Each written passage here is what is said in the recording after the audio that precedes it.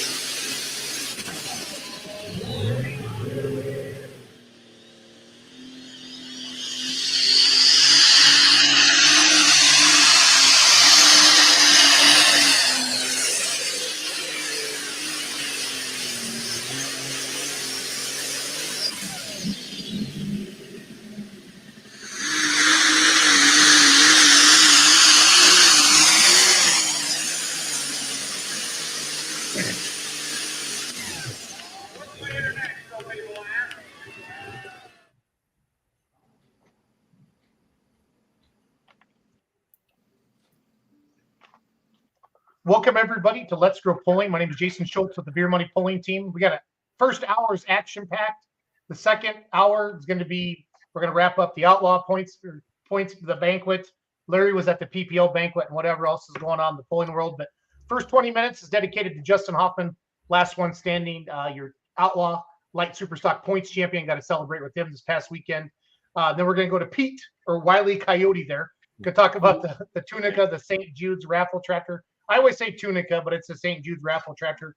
We'll get into that. And then at 8:40, we're going to bring on Clint Tucker. We're going to talk about the Midwest Winter Nationals in Shipshewana. Matt Hart, introduce yourself, and then we'll just go across the rows. Say who you are, and then we're going to start talking to Justin. So Perfect. Well, I'm Matt Hart from Stewart, Illinois. I found out I have a BAS and BS, and we're putting it on full display here tonight with the Grid crew. Get to spend some time announcing some polls and auction about 8 days a week. So happy to be here tonight and excited to hear all the good news and some of the stories from banquets. And I am Larry Richwine, and I have a BS, an MS, and a PhD. Bullshit, more shit, piled higher and deeper. How long did you been thinking about that? Oh, he doesn't prep at all. Oh, I've said that for years. That's almost as old as a Dolly Parton joke.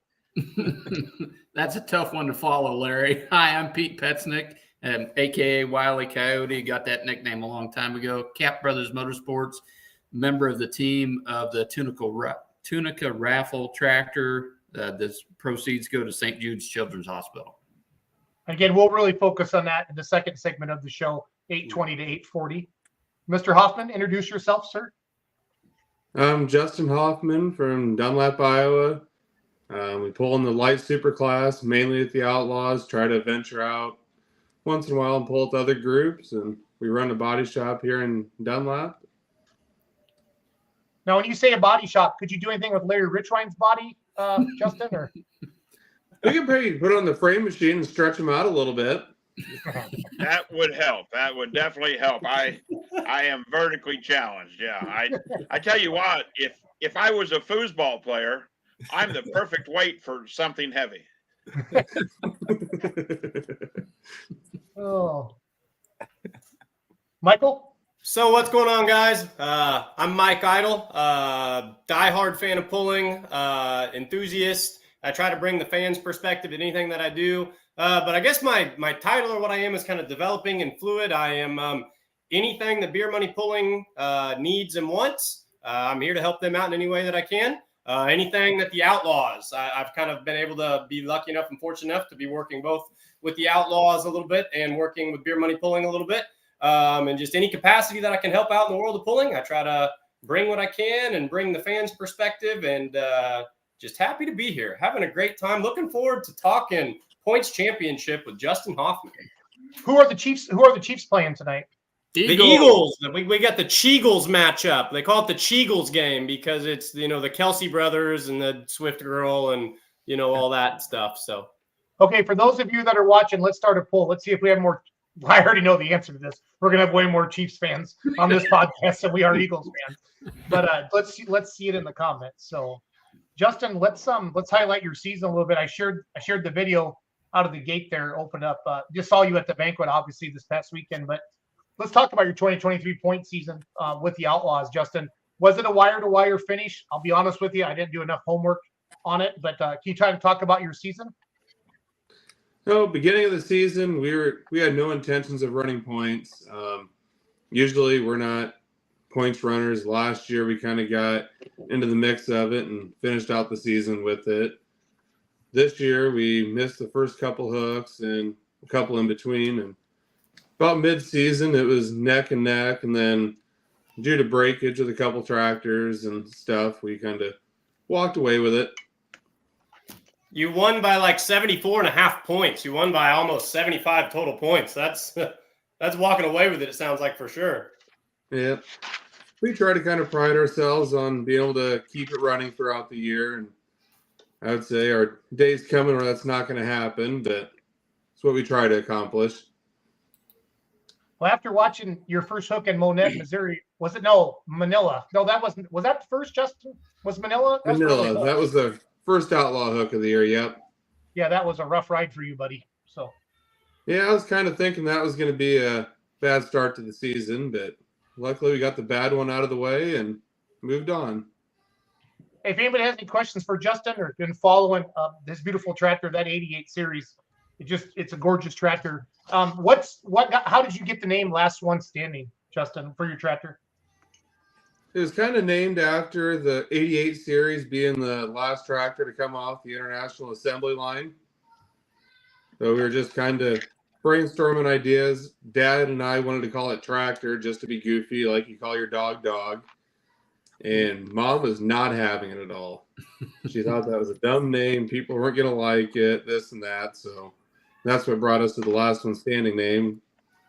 And we kind of went as far on the tractor with details as having a serial tag remade and having it one number past the last one that actually came off the assembly line, and kind of stupid little things like that. And the irony behind that is when we did Mom's tractor in 2016, we ended up naming it tractor and it stuck. So she ended up getting stuck with the name. Karen Dunlap on the tractor. And I'm like, what's the name of it? It's named the tractor. It's named Not the tractor, Jason. Just tractor. Just tractor. Yep. It's not the dog. It's dog. In the Outlaws, you guys are still ag chassis or ag rear end on the chassis. Is that correct? Nope, we're component chassis. You guys They do have a egg chassis class, but yeah, Pete. So the Outlaws have two classes. Like the class that Mark Ulmer pulls in is the light super stock ag chassis class, and then this is just like NTPA or PPL, the big light supers like that Blackburns and Bobby Jones and all them pull with. So they used to call the class unlimited super stocks, which was super confusing to everyone in the outside world because the Outlaw light supers were labeled unlimited supers, and then I think it was just this last year they made the name change to just make it consistent across all three organizations. Yeah, there's a lot of people that we'd talk to and stuff, and we'd show up other places to pull, whether it be Toma, Bowling Green, Mountain City, some of them. And weren't you guys in Unlimited? And it's like, no, that's just the name of it because the light super already existed in Outlaw, and we just kind of tried to get the component deal going back in the day. There's a good question, Justin, on the screen there. And make sure we talk about getting engaged at the banquet this weekend tonight, too, before we let you go, okay? So. Okay. This is Morgan Schulte from New Vienna, Iowa. He says, what brought your family team out of Super Farm and into light super stock? Can you kind of maybe take, before you answer that question, or this will kind of answer it altogether, Justin, kind of go back to your pulling family and how it started and how it got to where we are today? My grandpa kind of always farm pulled, and my dad, when he got on his own and stuff, he kind of started with the antiques. Always used to pull Olivers, and his first bigger tractor per se was actually a light Super Oliver that he pulled a lot with Nebraska Bush. And when he got tired of putting the Waukesha back together, he decided to go super farm when he bought Eddie Hopp's old tractor and turned it into the Mark 50 that hunts, and then Brad Hart owns now. And then after that, it was just kind of, he was ready for a change. And the old Red Power tractor, which used to be Lauren Ford's running on empty, we bought into that and kind of ran that for a few years and decided we wanted to jump up and be able to go more places and go to Toma, Bowling Green, and participate in them classes. So we built the component chassis and had Blackburns help us with the motor combination, and that's where we are today. That was a smart decision on that little deal there. So when you jump from Super Farm to Light Supers and you let that Light Super, get fired for the first time, how hot did that feel sitting in the seat of that thing? Or had you had enough experience just in pulling in general by that point that taking it down the track was just like taking it down the track? Well, I was young enough at that point. I actually never was able to get on the seat of the Super Farm. So besides pulling antiques, that was my first experience as a Light Super. So this is all you know then. Yep. So that was real eye awakening, going from a 88 Oliver to a Light Super.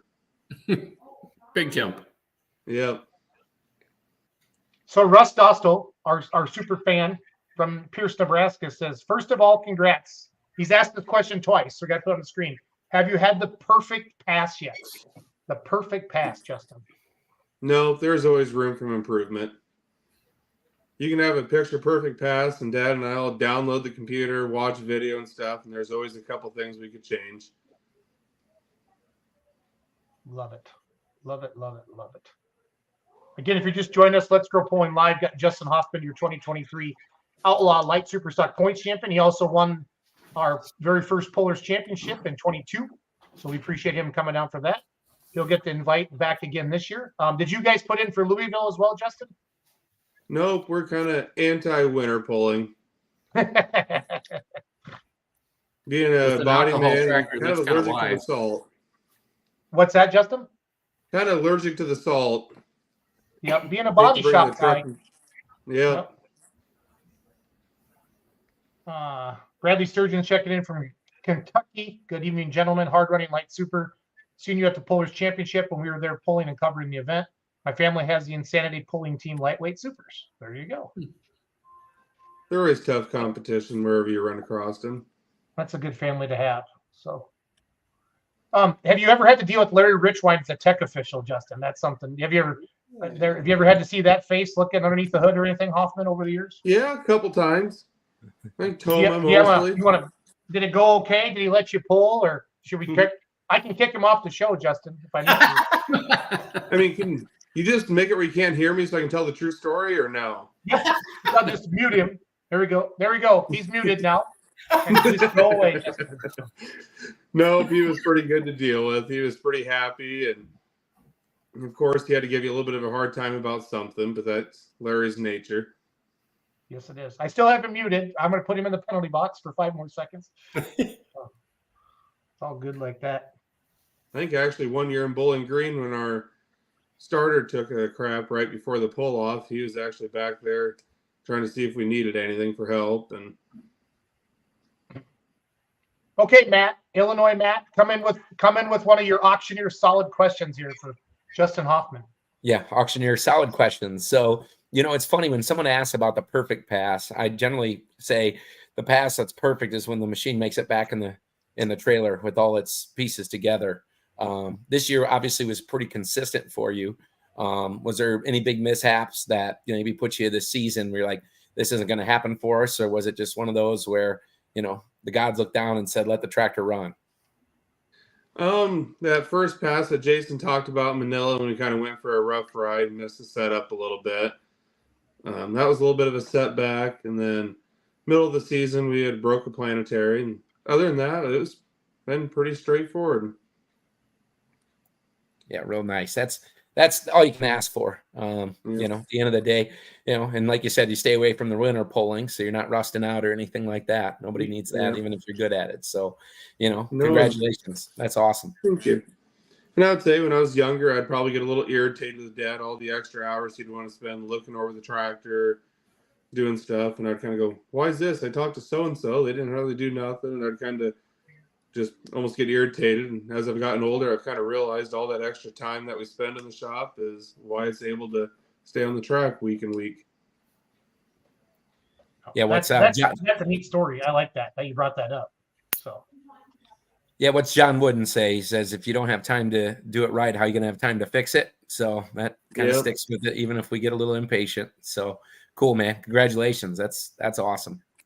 Thank you. All right. So you got engaged at the Outlaw banquet this weekend, Justin. Take us through that. Well, her and I kind of got brought together. She started following us around tractor pulling and just kind of hard to turn it down when you have somebody that comes around and can enjoy tractor pulling and put up with all the late nights, long hours, and that's saying a lot. Not many can deal with all that. And put up with you. I mean, that's given. I mean, there's I was going to get to that point, but I figured everybody already knew that. Do you buy her better tasting shots? There we go. No, the last 2 years she came along pulling with us about every time. In fact, 2 years ago I was in a couple weddings and I had missed a couple hooks, so she was with Mom and Dad helping. So she made more pulls than I did that year even. But kind of joke, we've won the points both years that she's been along, so kind of called her my good luck charm. So when I asked her to marry me down there, I asked her if she wanted to be my good luck charm forever. Oh, love it. Well done. That's pretty smooth. Did you use Chat GPT for that, or did you think of that on your own? So all up here. Oh, I love it. I love it. I love it. I love it. Hey, have you ever been to Bowling Green? We got a big William Lumberg, our big Bowling Green enthusiast, is watching tonight. Have you ever pulled in Bowling Green, Justin? Yep, 3 times I think. How'd you do? Got a second, a fourth, and then I don't remember got a second and a fourth, maybe another fourth, and then one of the hooks, the year in 15, we had a bad hook and had a little fire, but we were able to come back the second night, and Dad drove and got second. Nice. So you did well. I mean, to come right out and say, I mean, you at a big stage, you performed really well. Just to put it bluntly, that's awesome. How many years have you been driving this tractor now, Justin? We put it together in 2010, so been driving it off and on since then. The last 3-4 seasons, Dad's kind of slowed down a little bit on driving and kind of lets me take the reins more. So I'd say the last 3 years for sure has been kind of beneficial to me, being on the seat more repetitively and getting the feel for it week in and week out. Awesome. Well, Justin, thanks for coming on tonight. Congratulations on your points championship. Enjoy the winter, and if we can sneak Larry in for a frame stretching, let me know what the costs. Okay. I'll do it for free if he shows up. Did you hear that, Larry? He'll do it for free. So he's got to take the nasty shot first, though. Yeah, I'll do it. I'll take one for the team, Justin. So. All righty. Thanks, Justin. Yep. Thank you. Congratulations again. Yeah. Justin Hoffman, everybody, our 2023 Outlaw Points champion, joining us. We're switching gears now. We're going to talk St. Jude's tractor raffle. That's coming up pretty quick. Pete Penzick, I know him from Cat Brothers Motorsports. Also, he calls himself Wile E. Coyote. We can get into that as well. Pete, welcome to Let's Grow Pulling. First of all, did you get the angry farmer guy from Illinois on TikTok yet? What's his name? He is coming on this Thanksgiving weekend. Okay. So yes, What's he his is name on again? tap. What's his name again? Good crap. grief. Growing Corn 2020. Grown Corn 2020. Yes. Yep. Last year, when he came on, and didn't he go live on TikTok, or he did something, and your guys' ticket sales just freaking went through the roof. We can attribute over $30,000 within about 18 to 24 hours of what he did when he posted that video on TikTok with a demonstrator tractor, which was last year's St. Jude's raffle tractor. So this year we have a Massey Harris 444 that was put together by a crew out of mid-Missouri. It'll be making a trek up to Wauseon, Ohio, to the NATPA hook up there. And it will make a stop at Jason Kessler's shop, who was kind of our champion last year that took care of the demonstrator. He's 20 minutes away from him, and they will do the video on the way up to Wauseon to get the boost in ticket sales that we're looking for this year. I'm just putting some photos up there. If I'm covering up Matt Hart's face, it's not on purpose. Here, Matt, I'll make sure I'll cover my own face up there. How about that, buddy? So, That's okay. You're doing the folks a favor. It's fine. yeah, no. I said, well, if that's the case, we'll put Larry behind there. See how. Is the tractor still in Missouri right now? It's currently in Missouri. The crew that put it together, we call them the kind of the mid-Missouri crew. This whole tractor started off with a concept from Chris Albright out of South Dakota and Jeff Gravert.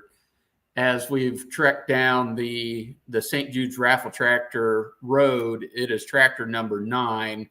We've had an Oliver 88, a Co-op E4, UB Moline, M Farmall, a John Deere G, another M Farmall, 77 Oliver, and then that 460 utility, the demonstrator.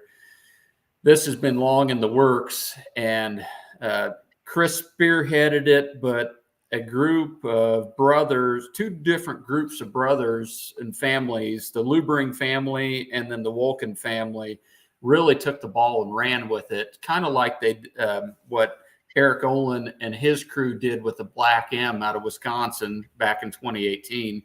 These guys knocked the cover off the ball. They raised money. We'd found a chassis. We bought it pretty cheap. It got delivered to the to the Enola, Oklahoma tractor pull. And they had heard about it. They got behind it.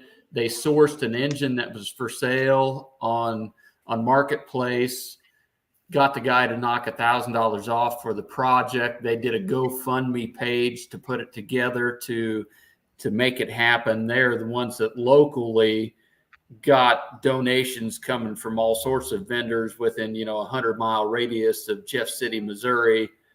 And they have been the ones that do all of the logistics.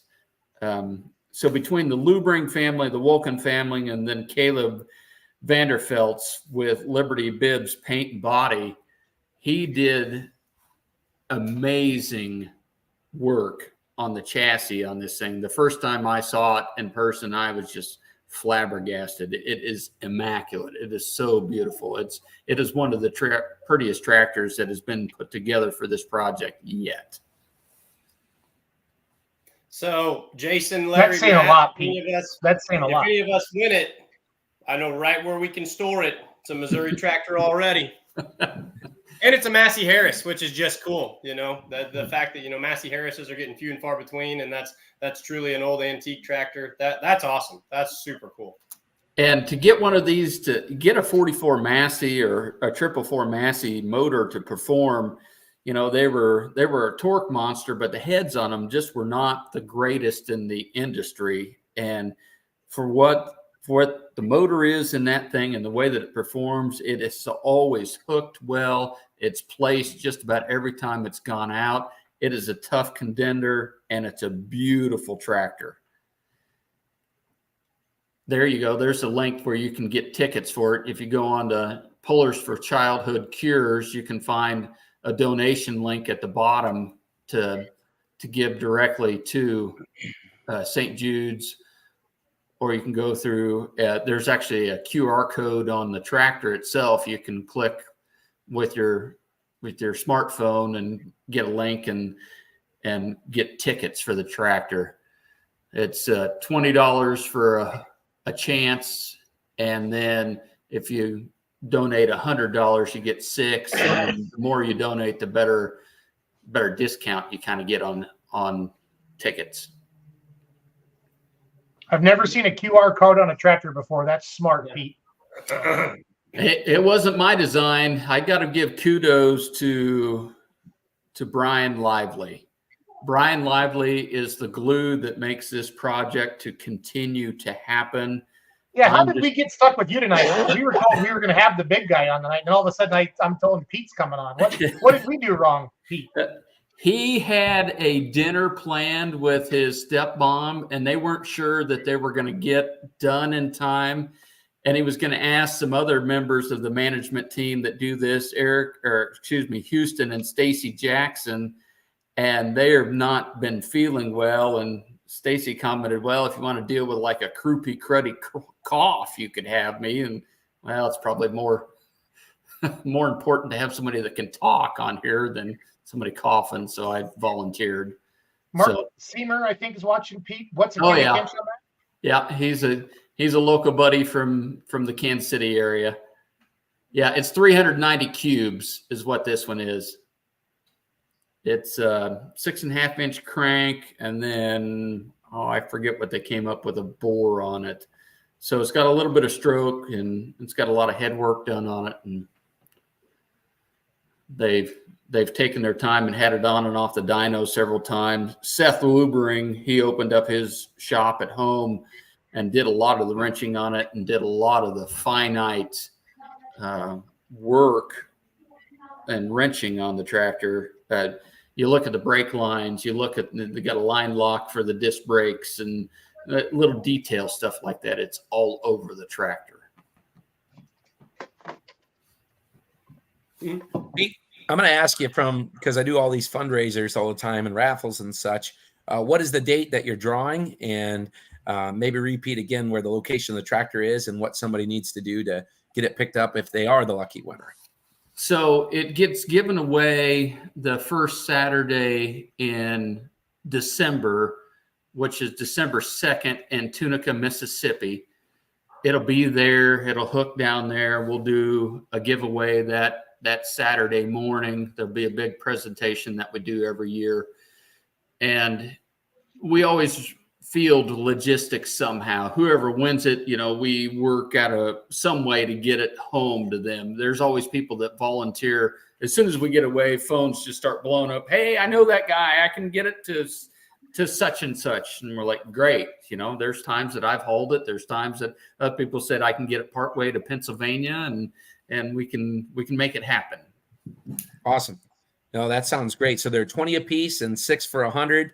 And there's unlimited amount of tickets, right? So Correct. We're not capped at anything. So somebody wants to give $1,000 and make it happen for themselves and have a smile on their face like the gentleman running it right there does, they can do so. All right, very cool. Yeah, that's Mark Walton right there. He's he needs to buy some tickets. It looks like he's enjoying himself there. I like that picture. He's one of the brothers and the family that helped put it together. And he's a fantastic puller, been around for a long time, and he is a through and through Massey guy. And to be on a tractor like this, it just thrilled him to death. And we're so grateful for what the Luberings and Wolkins and Albright, and there are so many names on the list. We can't go through it tonight. I'll do that when we do the giveaway on December 2nd when the tractor actually finds a new home. The goal is, we'd love to have $150,000 on this. We're slightly over 20 at the moment, but it's always the last 2 weeks where things just like skyrocket and go just off the rails. Well, when Tony Reed can make a TikTok to his bajillion followers, that's good for business. Yes, it is. Yep. Tony helps a lot, and there's a lot of pullers that they'll just save up their money and they'll just give it, the last 2 days at Tunica. It's not uncommon, for $50,000 to roll in, those couple of days. I've noticed that in the past, Pete. It just goes crazy the last couple of days, or in Tunica down there. So. Right. Yeah, we were with the demonstrator last year. We netted out at $114,000 that we gave to St. Jude's, which was fantastic. The next best Awesome, of yeah. that was we had the Battle of the Brands in 2019. I think we actually did closer to 150, but that was over 2 tractors because we had a John Deere G and a Farmo M together that same year. The really fun year was 2018 when we had that Black M, and it was either $94,000 or $96,000 that year just by itself. That tractor had the guts pulled out of it because it went everywhere. It bounced around the Midwest and then made its way to the East Coast. I think we wore out a set of tires. It needed rings by the time it got done. So we kind of had to pull back the reins a little bit and chose a champion that would take care of the tractor a little better. And that's definitely what we got with the Mid-Missouri crew that did this tractor. It's got a unique nickname. I think you mentioned it, Jason, in the promo video earlier today. And if you look on the frame rails on the front, it says Bocephus on it. And we've been going back and forth all year, trying to make sure we're legality things, and we think we're in check with it. Where all of that stemmed from is the Mid-Missouri boys had a local guy. His name's John Codron, and he brought over some parts one day, and they were just a greasy pile of mess goo. Well, he was kind of dressed the same way, but the guy looks just like Hank Jr. That's how the nickname. And it stuck. And Seth ordered the decals and put it on the side of the tractor. So I see Seth just commented right there. So, oh yeah, the tires.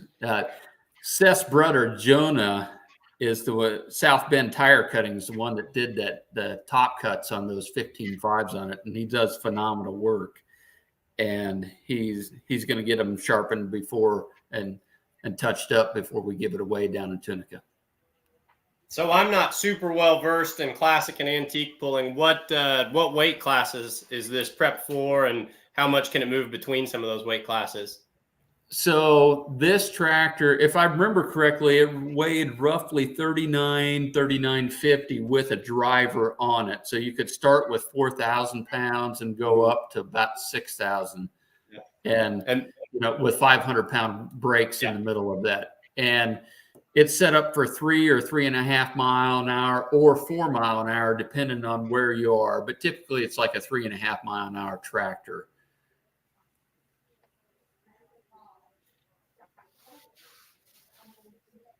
Sorry, guys. I was start flipping through somebody some out. photos there, and I pushed the wrong button. I want to keep sharing some. James Harmon sent me a bajillion photos, so I'm trying to catch up with all of them. So thank you, Jim, for doing that. So, yeah, Jim's been a great supporter of the St. Jude's Raffle tractor project, and especially he's a Massey guy through and through, so he's been all over this one. He's ate up on these Masses. We touched on Lively just a second ago, and Lively is the one that he does a lot of the promotional program for Louisville and for Shipshewana and Bowling Green. And he does so much work in the background. I don't know how that he has time to pour his heart into this project, but he does. And without it, we couldn't continue to make this thing happen. Houston Jackson does a lot of the tracking of what we get for donations, who's given what, where, and why, and lets us know where we are on that. And then his wife Stacy helps on tickets processing when we get sales in and online tickets. She's the one that assigns a ticket number to it and does a lot of the back office administrative things. There's years that I do a lot of logistic stuff and have really involved within it. To be quite honest, the Mid-Missouri guys have done such a fantastic job. I really haven't had to touch much of this one at all, which we like. We love having a champion team or individual that takes care of things, and we've got a tractor chosen for next year, and we've got a champion in line to do that again for that tractor.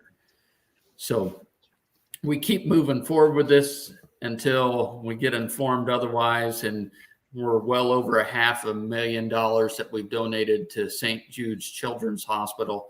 It's a worthy cause, and the only money that we keep in the fund is just to like to go buy another chassis. Other than that, it's all donations. So all of the money goes, straight to the hospital. And we try to get as many parts donated as we can, and hook fees and winnings with the tractor gifts most of the time get donated back into the fund. So we're not in this at all for ourselves. It's all about the kids and finding cures for childhood cancer. Well, and we all know pullers will just rally Pete, to support stuff like this. And you've seen it year after year. So it's awesome. So. Yeah, I was going to ask you too, Pete, other than the raffle for the tractor, which is huge, are there other ways people can give? I know you mentioned just donating. Are there other raffles or other events a part of the poll that they can give to? So at the Southern Nationals in Tunica, Mississippi, that week, the first 2 days of December, the last day of November, we also do some small little auction items. People will donate a set of tires, or we'll get a toy tractor put together by Houston Jackson. We'll auction one of those off. If anybody has something laying around that's tractor pulling related and wants to bring it to Tunica and give it to us, we'll auction it off or set up a way that, people can donate to the cause. You can, if you go onto the website and then go to the donate now there at the bottom, you can give directly to St. Jude's Children's Hospital. And in some ways, we just assumed the donations go to the hospital because that's where it really needs to go to, ultimately anyway. That's what it's about, is helping kids. Yeah, perfect. This time of year, it's always a generous time, and people are going to be excited to still be tractor pulling in December. That's awesome. So, again, like you always say, if you can give early, give often, right? And, people can reach out to you. That's great. That's great. It's not uncommon for guys, especially if they're a Massey guy, to give, $500 once, and then a month and a half later, he gets a little more extra money coming in. He's like, well, I'm going to give another $1,000 or $2,000 for it. And even some of those same guys, they'll show up at Tunica, and sometimes we'll have $5,000 come in from a single individual, and you're just like blown away. And local clubs have always rallied around this. There's a lot of clubs that have their own special St. Jude's class, and all the winnings go from that class back to, they'll put it together as like a jackpot class, and they're like, yeah, we'll pay $1,000, but most of the good-hearted individuals always donate that back into the fund and give it to St. Jude's. Perfect. Larry, you've been way too quiet, Larry. I can't handle this. So I need you to take something. Make sure you're still alive. I got people texting me saying, is Richline dead?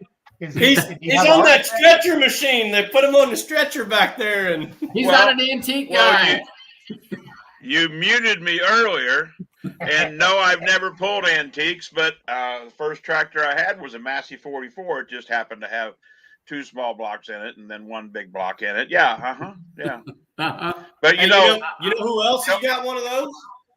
Wayne Sullivan. There's who you need to sell this tractor to. Yep. Yeah. And Tony Reed will be the key. You put Growing Corn 2020. He's got a new shop. Need to stop by his shop with that tractor. Let him talk about it. And that right there, like you said, like last year, Lively told me, he goes, man, I can't believe the response. And I said, well, you got 1 million followers. And the way he opens every TikTok with good morning, blah, blah, blah, and whatever, beep. Right. He's got a great fight. He was at Bowling Green this year. He was at Bowling Green with Nick McCormick. Him and Nick McCormick are neighbors and lifelong friends. And I went by the trailer where Nick was, and I said, wow, I'm not a starstruck guy, but I need a photo with Growing Corn 2020. So I had to take a photo, and Nick said, smile. I said, this is my smile. Take the damn photo. Anyway, but yeah. It was great to meet Tony down at the Farm Machinery Show in February. Yeah. We had some placards put together. If you saw the demonstrator from last year, Cale Mankey from Mankey Motorsports came up with a really cool idea of way to do the side shields and did a 3D projection of how we did the demonstrator logo and popped it out. And it came about that all of those became special plaques for people. We miscut a few pieces and we're like, oh, hey, let's do this with it. And thank you for your donation and your involvement. And Tony Reed got the biggest one. You know, it was about 2 foot long, and we gave it to him down there at Louisville. It took an hour to get through the line just to present it to him. So he was a huge help. The footprint that he has and the footprint that Let's Grow Pulling and Beer Money Pulling Team has, that's why I befriended Schultze a long time ago to do things like this. So you had a motive in actually becoming friends with Jason? I did. Huh. I lost a bet. And became friends with Jason. And then ultimately, I don't know. I've got a lawn chair by the dang mailbox, and I'm waiting for my first check. But he did tell me last week to get some better equipment, because right now it looks like I'm sitting next to a tanning bed. But nevertheless, I did talk to my son, Jason, because he's a internet guru, and told him I need to know what I need to make me look better. And he went, Dad, what do you want me to do? And I said, well, on camera. But, he is my son. So, but yeah, he goes, Dad, I can only do so much, man. So, yeah. But no, somebody said they'd like to see me on the antique tractor. I ain't scared. I'll drive it. Yeah. Being Wasion, it'd be closer to you. So. Well, yeah, Wasion's only a few hours away. I'm west of Indianapolis, so yeah. But the key will be, Larry? Huh? Do you do Santa Claus? I just got this idea. They got this December event here. You come in as Santa Claus and drive that Massey for him. I suppose I could. Yeah, I wouldn't really need any padding. Thanks, Jason, for not saying that. I just didn't want to talk on everybody else, but I was going to come. Well, you'll have no problem saying ho ho ho. I was going to do like that. So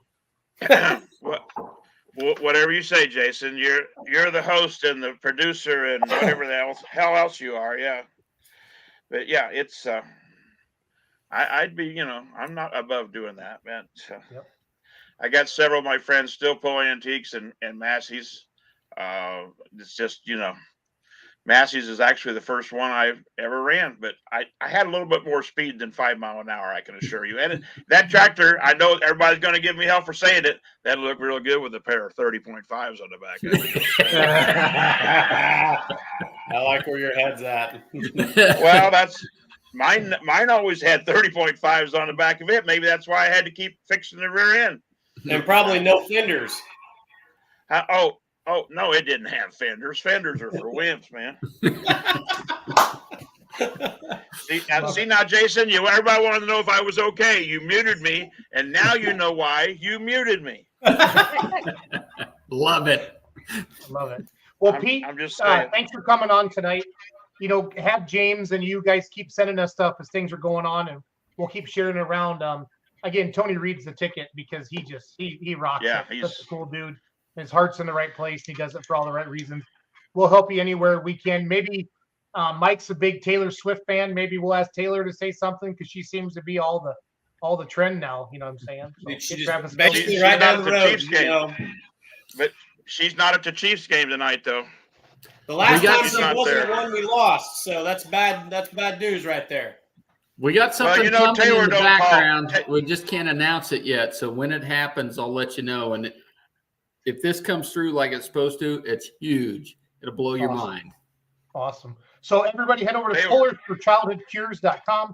Get your tickets. If you have a message, if you have questions, get a hold of Lively through the Hook magazine. He'll square it. And Brian is an amazing man for what he does for the sport of pulling. It's insane.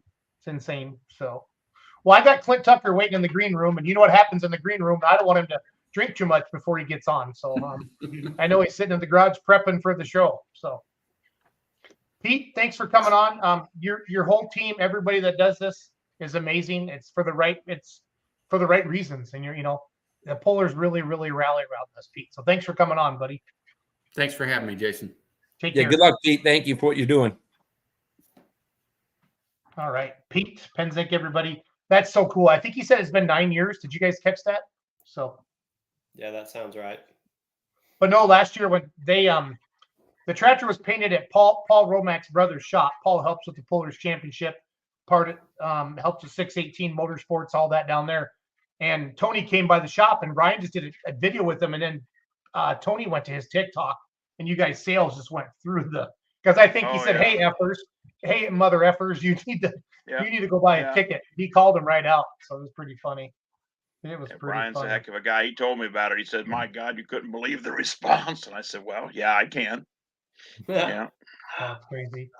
So we're going to switch gears. We're going to go to one of my favorite polls of the year, the Midwest Winter Nationals, the Super Bowl of single chargers, whatever you want to call it. This event really it shaped my polling history with my limited pro beer money polling team, and Clint Tucker and the team really rallied around that. We'll be talking a lot about this coming up. We're going to bring Clint on here. He doesn't have his camera on. I don't know. Maybe he doesn't want to see him tonight. I'll have to find out what's going on. Tucker, can you hear us? Yeah, I can hear you. I don't turn my camera on because my internet's terrible. You know that. That's fine. So it's good. It's good to see you. You look better this way anyway. Yeah, exactly. Yep. Well, Clint, we have Larry Richwine on. Give me a good Larry Richwine story before we dive into your event. Oh, Larry's always been a hero of mine, and he done a terrible job that I do for a long time, and I just tried to do as good a job at it as he did. Well, sucking up won't help you any, but I may be at Shipshewana anyway. That'd be fantastic, Larry. We'd love to have you. Well, now that I've got this new hat on, technically that Western Series, Yeah, you can come out and help me anytime you want, Larry. I appreciate that. I may just do it. We do things a little different out there, but it seems to work. Tucker, know what? you have to set up an autograph station for Richwine if you take him to any polls, okay? Absolutely. Now I'm not going. No. We'll put him there with our charity tour. He can sit right there with Justin Stuckenschneider. I bet they get along real well. Oh, for sure. Yes, they would. Well, as you know, everybody, January 11th through the 13th is the Midwest Winter Nationals. It's in Shipshewana now. That facility is amazing. It's top notch. It's as nice as Louisville. I mean, it's clean. It's warm. I think the only complaint is that the beer's too expensive at Louisville also. So I don't think anybody can even argue with that. So only complaint I get is there's no Waffle House at 3 a.m. There's no fast food restaurants, period. Yeah. They do shut that down. There's no steak and shakes or anything. So it's a 300-foot track, which is unique for indoor tracks. Am I correct when I'm saying that? It's a full-size track, right? Yes, sir. Yeah, 300 foot. Yep.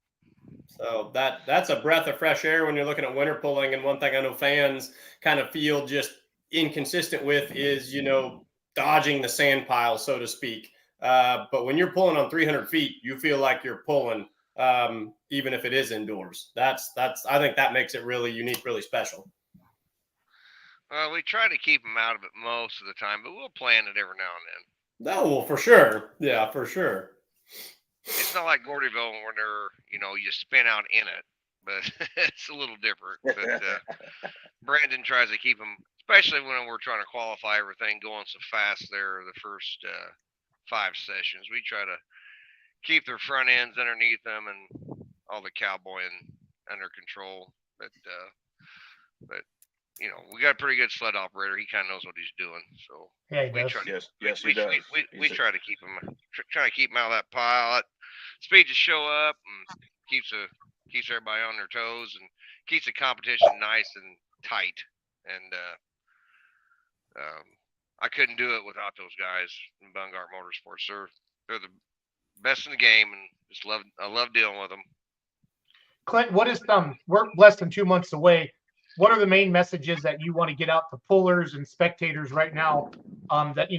What's going on with your event? What are you looking for? What do you need?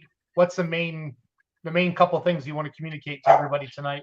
Well, I need about 25 or 30 more hot farms. I don't quite have enough of those. Maybe we get up to 100 of them. Maybe, set a record of entries in one class. But entries are coming in good.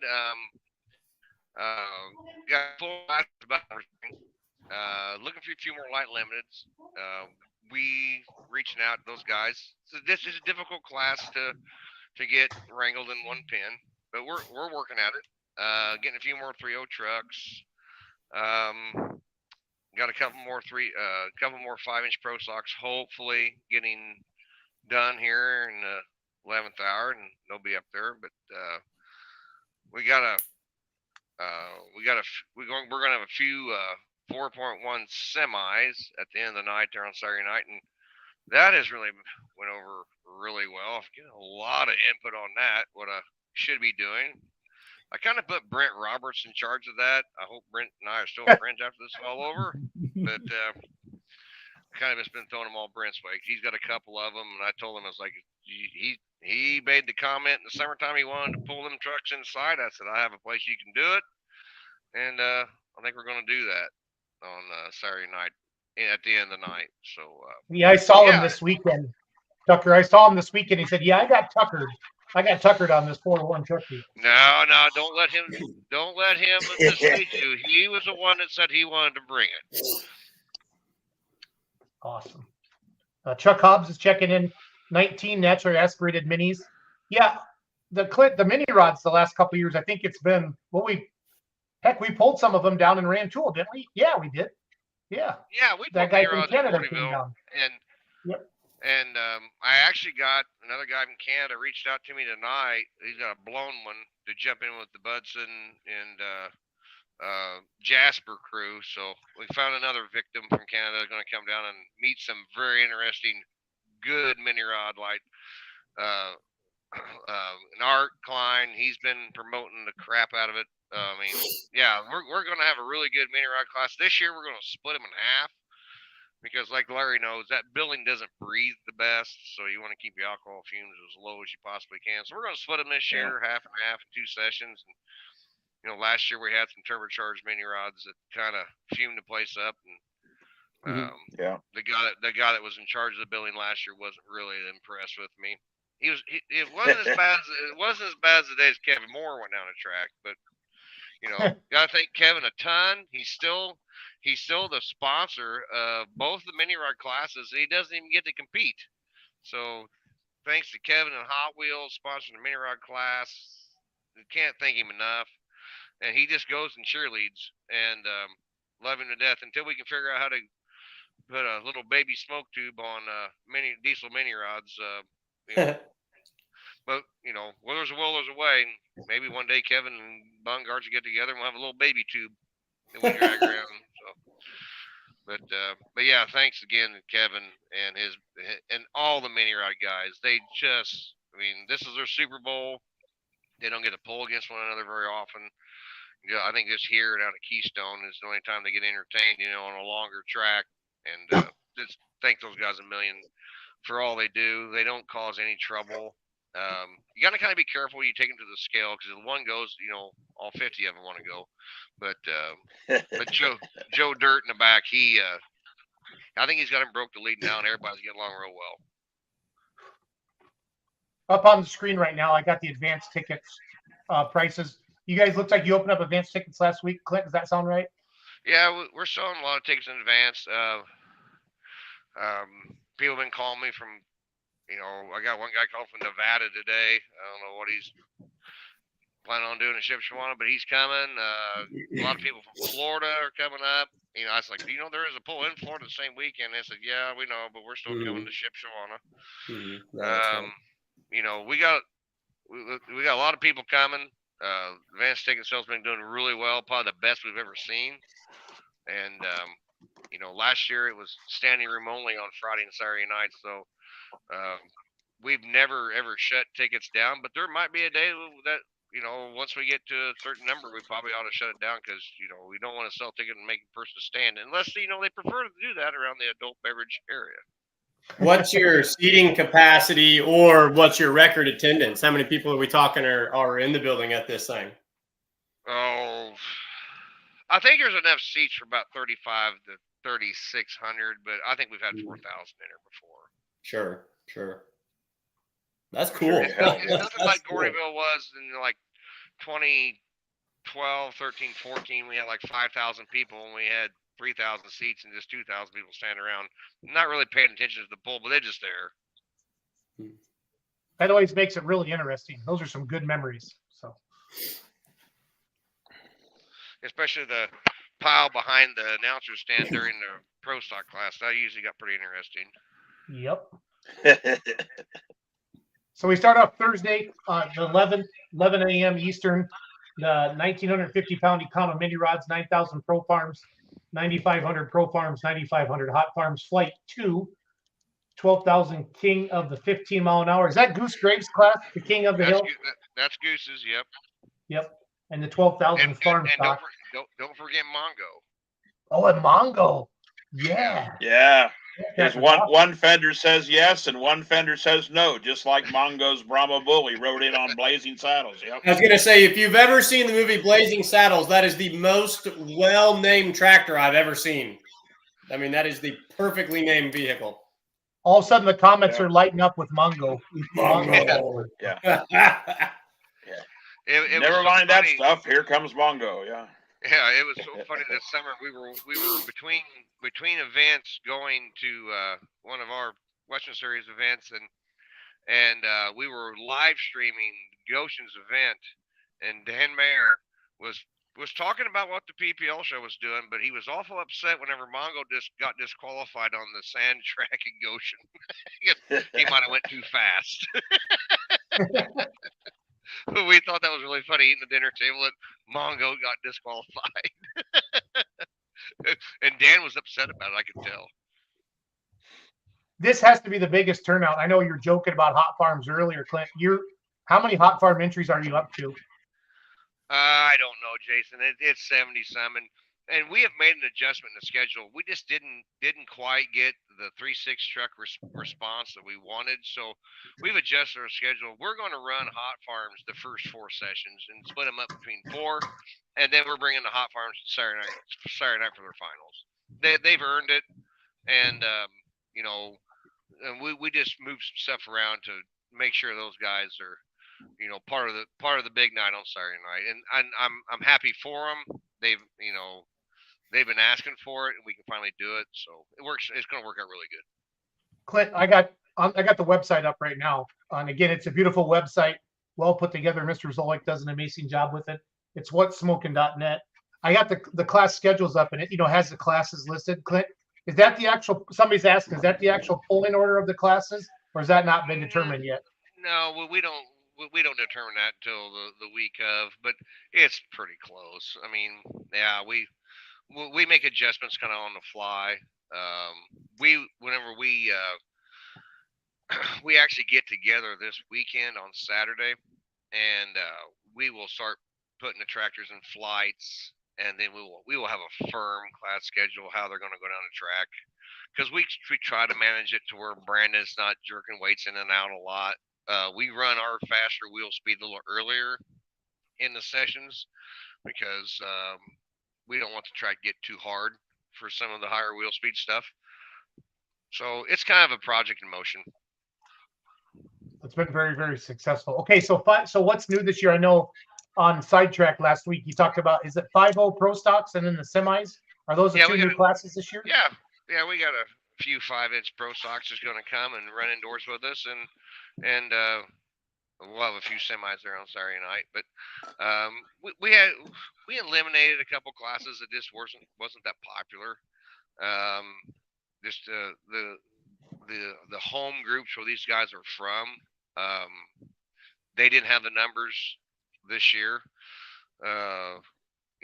We pull them here in Illinois, and we just don't have many tractors anymore. It's kind of like the 10 Pro Farm, it's kind of an expensive ride for what you're getting out of it. So those numbers are kind of going down. So we made an adjustment. The few that still want to come, they're more welcome to come. They go from a 10,000 Pro Farm to a hot farm, and we've made adjustments on that. And that was based on Brandon Bungart's notes that he took from the sled. That he said that this sled was set pretty close for those guys as it was the hot farms are run day in, day out. So they're more welcome to still enter, and we'll put them in the hot farm class, and good luck to them. We'll put the RPM box on them. They got to run the RPMs they're supposed to run. their day-to-day operation, and we'll see how they fare. Again, if you're just joining us, we're with Clint Tucker right now, promoter of the What's Smokin' Winter Nationals, Shipshewana, Indiana, January 11th through the 13th. Got the website scrolling across the bottom down there. If you have any questions, please type them in. We got one question. What's the best place to eat in Shipshewana? Tucker's not going to know that because he's working all the time. But if we have anybody watching, there's a lot of places. The Blue Gate's good for breakfast. We have a little place over just south of our hotel. I forget the name of the place. Just south of our hotel on the left. We eat breakfast there every morning. A lot of people say there's some really good Italian and steakhouses and pizza joints in Middlebury, just east of us. So there's a lot of good places to eat there.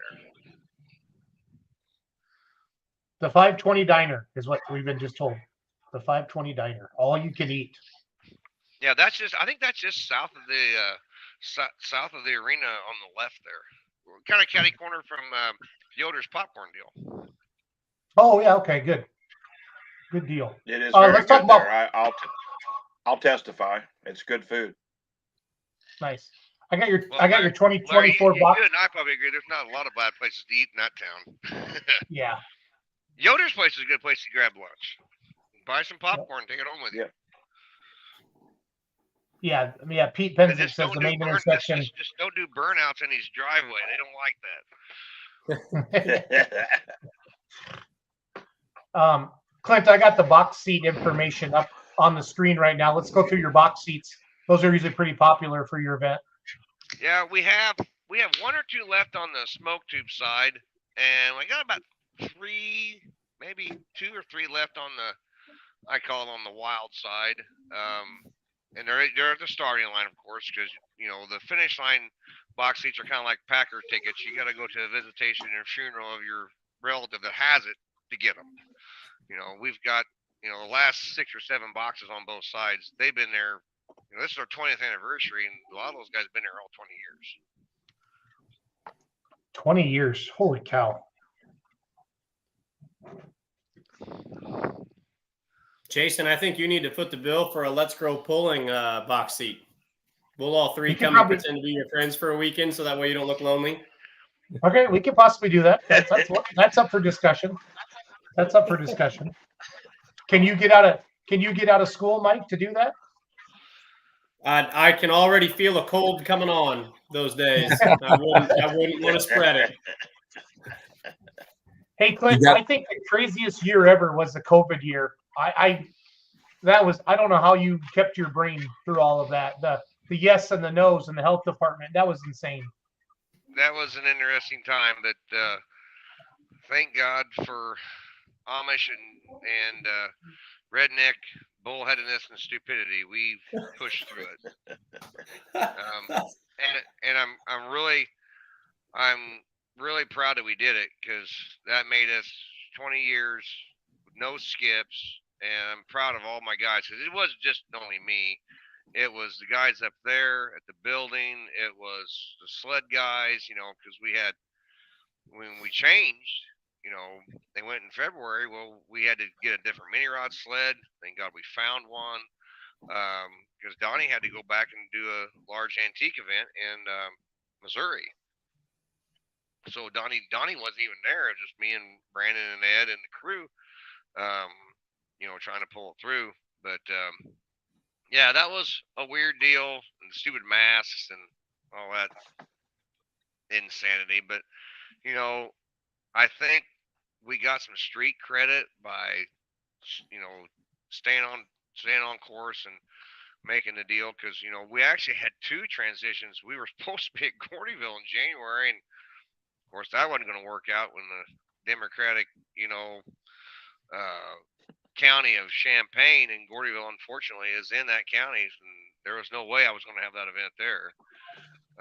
That lady basically told me she shut down Big Ten basketball, so who was I? Which I had no response to. So, but I tell you, it's Richard Crowell was the one who, got a hold of Travis, up there, and got us together, and Travis and that group up there, was brave enough to allow us to come up there, and once we got there, I mean, the pullers said they would like to stay here, and I said, well, it's considerably more expensive, and guys like John Coots and several of the guys that have pulled with me forever, it's like, we don't care what it costs, you just charge us and we'll be here. And it's nice to have support like that, because when you're talking dealing with 500 different entities, an event like this, and having them all behind you 100%, it means a lot to us, and we appreciate all of them.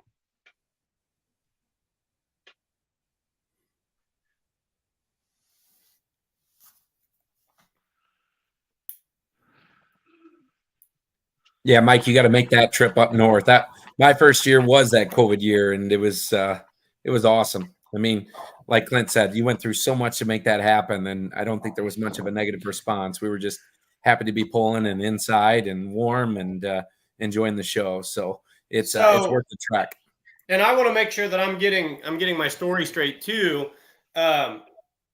Was COVID what moved it officially from Gordyville to Shipshewana, or was it trending in that direction anyway, and COVID kind of pushed it over the top? And was there ever any thoughts of bringing it back to Gordyville, or have they pretty much decided this is where it stays from now on? Well, it was COVID definitely made us move to a free state instead of Illinois. And once we got up there, and Travis does a great job with the track, because that, our claim to fame at Gordyville, we have a track that tears stuff up and takes a lot of horsepower. And we wanted to keep that level of competition. We didn't want to go pull someplace that's sand or terrible and not enough pit area. And this place has more pit area than Gordyville has. And Travis does an amazing job with the track. And then whenever he gets it all laid down, my guys, show up. They've always been the best track crew in the world, and they work great together. And then once we got there, most of the guys wanted to stay there, and Gordyville had kind of changed. The numbers we were getting had went way down, because there was some, my buddy Kenny had a pull out there in Kansas City. Our numbers went way down in some of the classes, and we don't get a lot of the guys that helped us get started anymore, because they've either retired, quit, because the pool was basically founded on ITPA, Badger State, the East Central Missouri Tractor Pulling Group, and the East Central Iowa Group. That's kind of how we got started, but it's transitioned when we went to Shipshewana. Now it's more of a nationwide event. I mean, I still think we might get a Super Farm or two out of California. We got a hot farm tractor coming from Maine. I mean, yeah, it's cool. I mean, it's on a 4-lane highway. I mean, it's 5 minutes off a 4-lane highway, and and everybody always says, the first couple of years, like, there's no way, Tucker, I'm going to go up to the northern part of Indiana. Gordyville was freezing cold, and I was like, well, yeah, I don't know. When I went up there, I was like, well, it's actually warmer up here at Shipshewana than whatever it was at Gordyville, because we're out on that old prairie in that barn. The wind blew 50 mile an hour from every direction, and the rain, if it snowed 2 or 3 inches, it looked like a blizzard. Up there, you're in town. Yep. It snowed up there, but they're used to it, and it's not a 5-alarm fire. If you get a couple inches of snow, they don't shut school down. They just deal with it, and it makes you confident when you go into a town and a facility like that. That yeah, we take snow insurance out, and we take all the precautions, but it's a lot different when you're in a town of that size. In a nice building like that, we deal with it. And it's another one of those destination pulls that are becoming so popular with the high demand and the low supply. Anytime you have it, in a January, in a November, if it's indoors, if it's 300 feet, fans get itchy and antsy, and I think pullers get even itchier and antsier. So, if you can find that hotbed or that perfect storm, you draw people to it. And now when we live in a world where everyone hears about everything, people want to be there. So, it's becoming, people say the word, if you say the word Shipshewana, this is going to be, they're going to think Midwest Winter Nationals, that it's becoming one of those destination type places. Well, it's in an area where there's a lot of pulling fans. You know, Larry did shows there before too, and they had big Oh, yeah. crowds there. I mean, there's just a lot of pulling fans in that area. You gotta, Yes, you there also, is. people got to remember it's only a couple hours from Bowling Green. You know, Yeah, how many people yeah. go there? So, you know, there's a lot of pulling fans in that area, and let alone all the travelers. So it's a good mix of fans.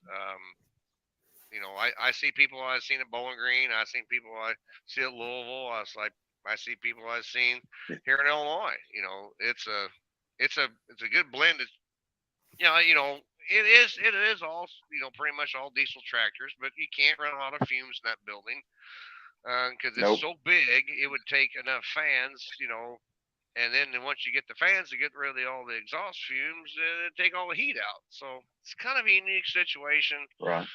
We're dealing with it, and we bring a little bit of alcohol in there. And I've been asked a couple times, you know, the sanity of our fans sitting there, you know, smelling the light limited supers alcohol and many odds. And I've told a couple people that was kind of in charge of the building in the past, you know, like maybe these guys bought the ticket to smell that. Maybe they're different than, you know, maybe they're Well, missing it. during the light limited supers, breathing is optional when you're Yeah. in there. Yeah. Yeah. Yeah. Oh well. But, Cuts down on your beer expenses. I can say that. I sat top row at Louisville one year when they were running all the Alky burners in there, and I didn't have to go get a Coors Light. I was feeling what I needed to feel just by being present. Yeah. Yeah, the big boy two wheelers and the big mods and the big supers, they put a lot of fumes out, and you know, Oh, yeah. it's a lot better down there now. They took the ceiling tiles out and it gets up top. The bad thing was that you can't hear none of the announcers now if you're sitting on the floor. But you know, it's either breathe or hear the announcers, and I think most people will choose breathing. And you'll watch at Louisville when the mods and alcohol burning two wheelers and everything else run. You know, the stands they all go to get ice cream and all kinds of amenities in the back area. Most of the crowd is there when they're running the smoke tube.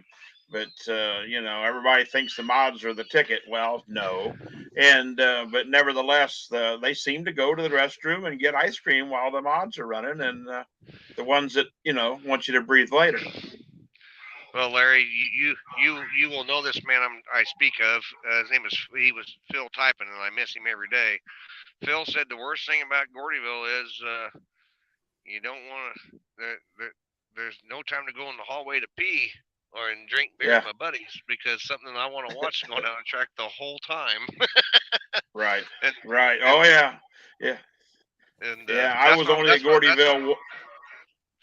Go I ahead, was only Larry. at Gordyville one time, and for the pull. Been there several times with Linda for a horse show, and that's just a great big barn. And like you say, when the wind comes across the plains and the snow, it's a blizzard. Yeah. Yeah, it's cold in there, and Yeah, buddy. so still got the best indoor track in the world. There's none meaner, but you never say never. There might be a day we go back in some capacity because Sure. they've actually reached out and talked to us because I have three guys that's local up here that I work with, you know, quite a bit, and I think they're kind of missing us. I don't think we'll ever go back into capacity we are the Midwest Internationals, but you know, we might go back one day as a second show, but not a lot of guys. They would come watch. I guarantee you. Yeah, that's another area that, you know, Yeah. lot of good fans. Hey, Clint, Lee Provicek's checking in. He's got a 4-1 semi. He was down at Diesels and Dark Corners. He's from Wisconsin. Will there be a limited number of 4-1 semis, Clint? I probably say we'll have. I hope to have 8 or 10 of them. Okay. So Lee needs to get a hold of you if he wants to come. Well, I hate to throw Brett underneath the bus. Just Facebook message Brett. Brett. I'll put it. No, even better yet, I'll put his cell phone number on the screen because that's how much. Oh, he'll really appreciate that. He'll really appreciate that. Jason's a hell of a guy, you know. you know, after we watched the diesel, we got together kind of a small crew of us, all the guys that haul the equipment and stuff. We got together Saturday night and we fooled around on YouTube. We watched Diesels and Dark Corners 4-1 semis, and that was really cool. Then we did a little more searching on the YouTube for the ones out east that the East Coast pullers run, and we're worth considering starting them here and in the ITPA. We have a lot of semis that used to pull until we had a guy by the last name of Walker started pulling semis, and he kind of put most of them on the bench, but they're still here, and we're encouraging those guys to get them back out and get to running. So hopefully we're doing something in the right direction. You know, I think it's all the good intentions. You know, kind of a limited fuel pump, limited turbo, still puts on a good show, and Oh yeah. see what we can get done. Before you came on, Clint, we had Pete Penzick talking. He owner of Cat Brothers Motorsports. He Absolutely. was Pete's our sponsor of our hot farm class. One of That's what he about said. 3 sponsors of our hot farm class. Yep. Well, you have a lot of hot farms. You gotta have a lot of sponsors. So. You gotta have a lot of sponsorship. Yeah. But he's been around forever, I think. Sponsored. He's always partnered up with Lively, and now he's stepping up and go with hot. That's awesome. It takes a lot of sponsors to put this event on. Yeah, and we will start selling our charity raffle tickets because our charity this year is for cancer research. We got the checking out tractor. Of course, Justin's going to build it. And we usually keep our tickets. We don't start selling our tickets online until after they get done down there at Tunica. As a respect for those guys, we need to focus on those guys first, and then after they guys get done, we'll put our tickets up and our advanced tickets online for the toy, and then of course they'll be available there. I haven't talked to Justin. I hope he comes out. If not, we'll have some people there selling tickets for the checking out tractor because you know he made his qualification pass last year, got in the finals, and let his friend drive it and won in the finals because he went home because he was spent the last few weeks with his dad. And his dad, you know, was stricken with leukemia, and he unfortunately lost him. So we decided to do cancer research. We decided to do that tractor because it's near and dear to our hearts. He's been multi-year champion at Gordyville, and he won last year too. So, you know, Ryan does a lot of good stuff for us, and he's got a pretty good mechanic too. I kind of like hanging out with that guy as well. Good deal. Good deal. Well, Clint, thanks for coming on tonight. We'll start having you on every couple of weeks just for 15, 20 minutes just to keep everybody in the loop. No thanks for all that you do for pulling. We appreciate it. You're a wealth of knowledge. Have a happy Turkey Day, and we'll talk soon. All right. Thank you, guys. Everybody have a happy Thanksgiving. Thanks, Have Clint. a great night. Clint Tucker, everybody. He does have terrible internet down there in Illinois, and that's why he normally he'd bring his mug on the screen. But it's just good to hear his voice and do all this. I'm telling you guys, this event is top notch. It is top notch. It's a lot of fun, and it's in Louisville for the hot farms and the pro farms and a lot of those classes that don't get to go to Louisville. This is their finals, and it's a big deal. It's a big deal. So it truly is. Yeah. A lot of fun. And from the spectator side, it's one of the most fun ones you're going to go to. You know, in January, you go in, the floors are heated, it feels comfortable, the beer's cold, and the laughs are plentiful. It's awesome.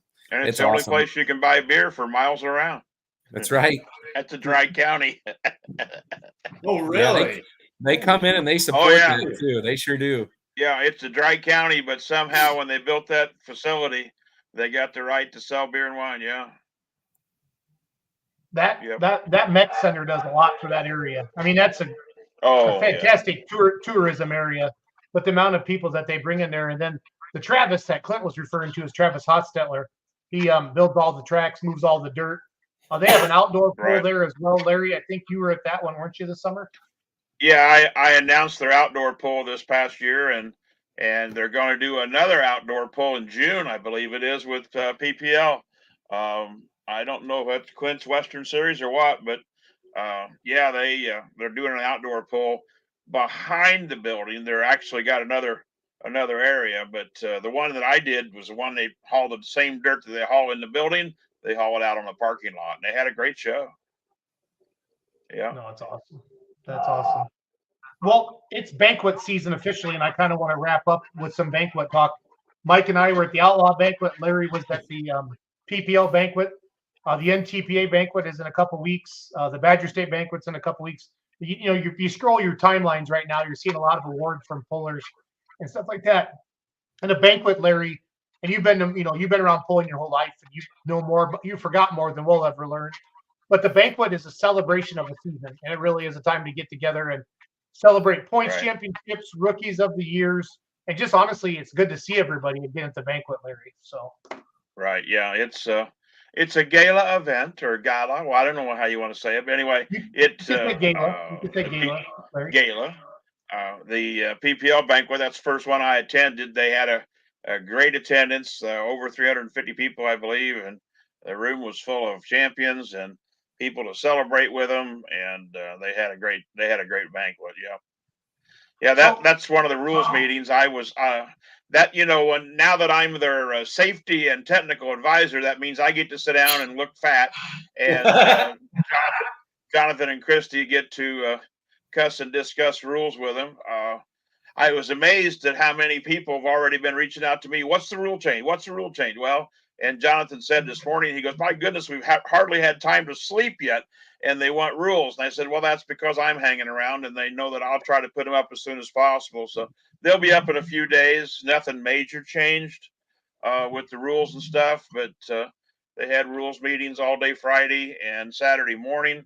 And then they had that one picture where you see all the guys in one room crowded together. That was not that one. That's a divisional guy. That room right there, standing room only. That's when they announced their programs and gave away certificates and stuff for prizes, drawing. SCS Gearbox alone gave Craig Sage gave away 8 $2,500 gift certificates for products out of his shop. I mean, Mayhill gave a set of tires or 2. Nichols gave a set of tires or 2. I mean, anybody that was there that was a competitor had a chance to win a lot of stuff. I mean, it was just that was right there, that room. That's also where they handed out their tentative schedule. And everybody, of course, that was there wanted to know where they're going to go next year. Something that I found really cool, they've limited every class they've got. They try to limit it to no more than 14 hooks at the Grand National, at the Champion Series, at the top level. No more than 14 hooks. That way they can go other places and play. But it's that right there was the promoter and sponsor breakfast. They had a great breakfast, and they had chicken embryos and potatoes and stuff, Chicken embryos. Chicken embryos. That's, well, you know what I'm saying. Yellow stuff. Chicken embryos or eggs. And I was impressed with all the meetings and participation. Like I say, it was a good time had by all, and it's I don't know. I'm pleased to be a part of it. It's a really neat deal. But they gave away that see the UTV in the corner. They gave away that. I mean, there was a lot of things that prizes and awards that were different than what I was used to. But nevertheless, I mean, everybody has their different opinion on how to run a banquet. But that one right there was top notch. All I got to say, it was top notch banquet weekend and rules meetings and stuff. It went well, put it that way. Jeff Hurt, of course, he won the mini and the open super class, and had his kids up there with him, and of course I've known Jeff, watched him grow up, and Jeff's mom and dad were there with him at the table, and his mom's been very ill, but I was glad to see them, and I went and spent some time with them over at their table, and it was just a big family affair, just like tractor pulling is. I call it like Bowling Green. We all go to camp and have fun, and the tractor pull breaks out. So but it's yeah, I was impressed with their response they got from their competitors, and they give away some neat prizes, so it was a good deal. Well, like you said, it's a celebration. It's a celebration. Yep. Makes it fun. Yep. So Mike and I went to the Outlaw banquet down on the Lake of the Ozarks in Margaritaville, and I think we almost had 500 people up there at the actual banquet Saturday night. 475, I think, was the number I heard. And Mackenzie and I were running all the video up on the screen, so that was fun. We had something special to me personally. Dennis Goodwin got inducted to the Hall of Fame for the Outlaws. I grew up watching Matt Goodwin and Dennis Goodwin, Pride of the Farm, and that was neat to see that. I got a couple pictures here. Larry sent me some pictures from the PPL banquet. So this is George Neves. This is Cameron Neves' dad. This was at they have a general meeting at 10 a.m. on Saturday. Then the classes go in their breakouts. They come back together. Then the board goes, decides all the rules and different things. But I just thought this was a cool picture of George there. And then this was the 4-1 limited pro breakout. Again, every puller, they go out and they talk with their class reps. Here's kind of a picture of the banquet hall. I think Saturday night we took that in the back of the room there. Here's the mods. You might recognize there's Olmers, Donald Nelson, some of the pullers. There's Fred Petch. He got inducted into the Hall of Fame as well. And then here's the helmets that were lined up on the front of the stage there. Every puller got the class winner got that cool. That's wrapped by Octane Inc. out of T, South Dakota. They're the ones who wrapped my 4-1, the Remedy, the white one that you guys are used to seeing. And then Jason Wayman, they had an auction, and all the money goes to the scholarship. That's Jason Wayman of No Wayman Diesel. He's a 3.0 diesel truck. He's a class sponsor. Yep. He's your Western Series points champion. I think he got second or third in the Outlaw points of the 3.0 class, but he bought that pedal tractor in the auction. And then that's Glenn Free standing right there on the right of the screen with the red ink. Kind of look at him scratching his head going, what are you doing, Wayman? No, Jason, what you don't realize, that's actually a full-size light limited pro stock. Jason Wayman is just that tall. That is a full-size tractor, and that's why he drives diesel trucks, because when he sits on a light limited pro, that's what it looks like. I actually did take a selfie with Jason Wayman because very few people are taller than me, and he's a 6'7", 6'8" kind of a guy. I played basketball against him and lost frequently. Yep, that would happen. So, no, I don't have much more else tonight. It was great to see everybody at the Outlaw banquet. I'm going to go to the Badger State banquet in a couple weeks. I didn't get to see them much this summer. I think Kenzie and I, and maybe Chandler, we're going to sneak down to Lebanon, Missouri, for a little garden tractor pull, middle of December. We're going to live stream that. Going to be at PRI for all of you who's going to PRI. I think Larry's going to be in Disneyland that weekend. I'll be at Disney World. Yes, I'll be at Disney World with 9 of us. Okay. Ooh, I might have to send a check, Larry, to your mailbox. God bless you. So, well, I'm just saying, 4-day passes for 9 of us to Disney World. I'd appreciate any contributions you might have, Jason. I mean, come on, man. Start a Larry Rich GoFundMe page for his vacation. No, don't start that crap. No. Grandma and Grandpa, we did it a few years ago. We're going to do it again. At Disney World at Christmas time is just amazing. Yeah, no, that's awesome. No, but PRI. So if you come to the show, you can actually go out on the football stadium. That's where the big toters are parked and stuff. We have a booth out there. So the Outlaws, we're right next to the Outlaws and then Gene's Machine. So Mr. Brent Payne has a brand new light super that he's going to unveil there at PRI. I'm going to have my new tractor there, the high-tech Redneck. It's still the high-tech Redneck. It might be something different in the future. You might see something. We're going to keep that under wraps. And then the Outlaws are going to be there as well. I think Coltrane Energy is going to come down. But it's a great, Larry, it's really dedicated. You've been there. It's really dedicated towards motorsports like drag racing and circle track. And so they get pulling in there a little bit. I know Bowling Green, I think Larry has a booth every year. And I feel like Bowling Green has a booth. Shy Diesel has a booth. Fleece will have a booth.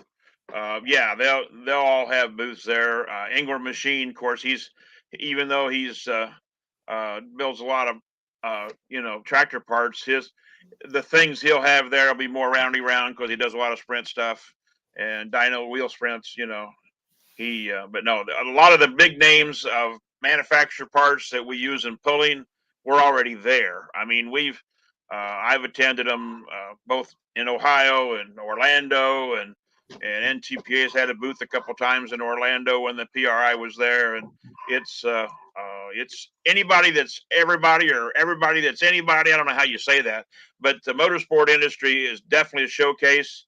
It pretty much came off of SEMA. SEMA became more of a consumer thing years ago, and the razzle dazzle and the monkey garage type people. And this is truly motorsport, oriented racers and stuff. But yeah, it's quite a show here in Indianapolis. Yeah, Ryan Folks checking in and said he had a booth in 2015.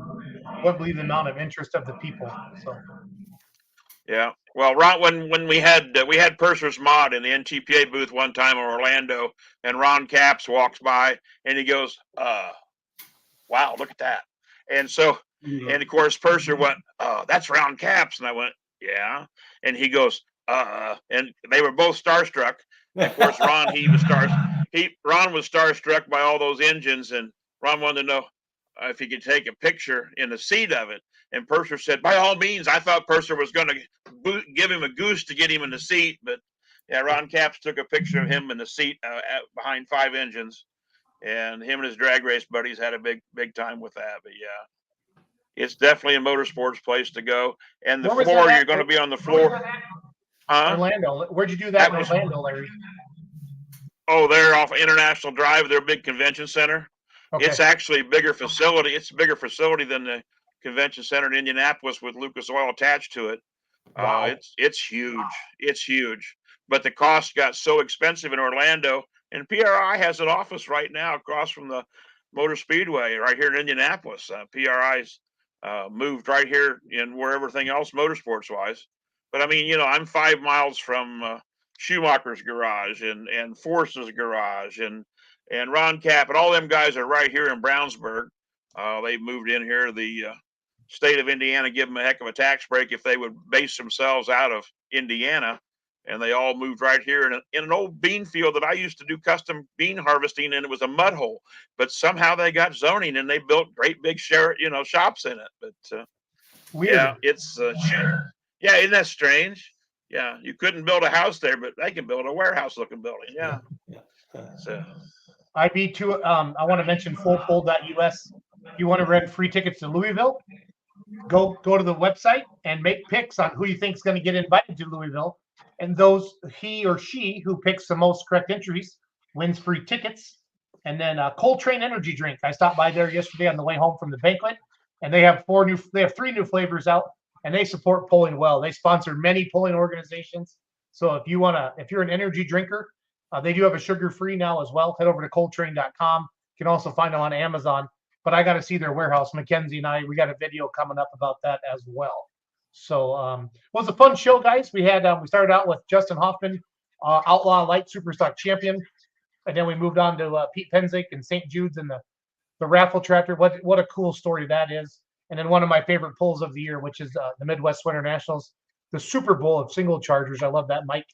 That was Charles. I stole that from Charles. Absolutely. I've got to give credit where credit's due. I love that. I love it. Charles is an amazing announcer. He's actually the voice of that event as well. So, Mike, Larry, Matt, wrap it up with each of you with something, and then let's go to bed because I'm still tired from this past weekend. So before I head out, go ahead, Larry. Go ahead, Mike. Well, I'm just going to say that in one of the random drawings, talking about Coltrane energy drink, Wayne Sullivan won a 12-pack of Coltrane energy drinks, and we all joked that if his heart will take it, it's an awesome beverage. You know what I'm saying? But Wayne Sullivan, if you hear of a heart attack and a sudden death, you'll have to think that he drank more than 2 or 3 Coltranes. We tried giving him some, Larry, up in Hillsboro, remember? Oh, I know.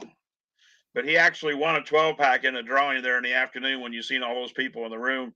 And I said, of course, you know me, I'm shy. And I said, well, let's see how long that lasts before it does one thing or the other. But yeah. Love it. Yeah. Love it. Michael? Yep. So my quick kind of tidbit from the Outlaw Banquet. It was amazing. It was fun. I met a ton of people, interacted with a bunch of great people. I noticed halfway through the weekend, I quit using the pronoun they. I quit referring to the Outlaws, and I just started saying we. And that was kind of just a neat thing that dawned on me. And my little tidbit of just my small kind of sticking my chest out with pride. Coincidence, doesn't have anything to do with anything.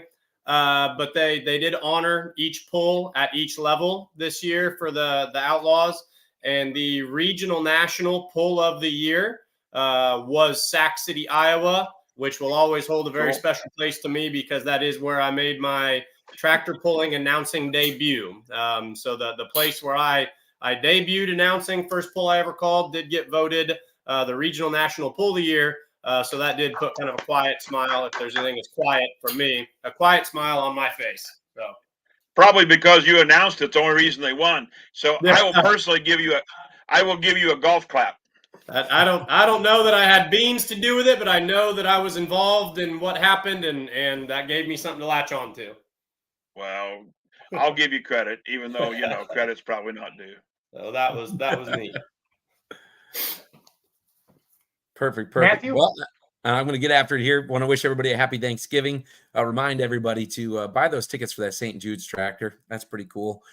This time of year and all year, kids with cancer. That's just something that hits all of us. So yes, what a cool cause that is. The fundraiser and me will always lean on that, and super excited to see Clinton, everybody this year, because I should be able to get out to Winter Nationals for at least a day and a half this year. So I'm excited for that too. So I hope everybody has a great holiday. Eat too much and blame it on somebody else, because life is good and we have a lot to be thankful for. So awesome. You're correct. Well said, Matt. That's perfect. Let's just end it now before I say something stupid. Okay. Me too. Good night, everybody. Good some blast. Peace.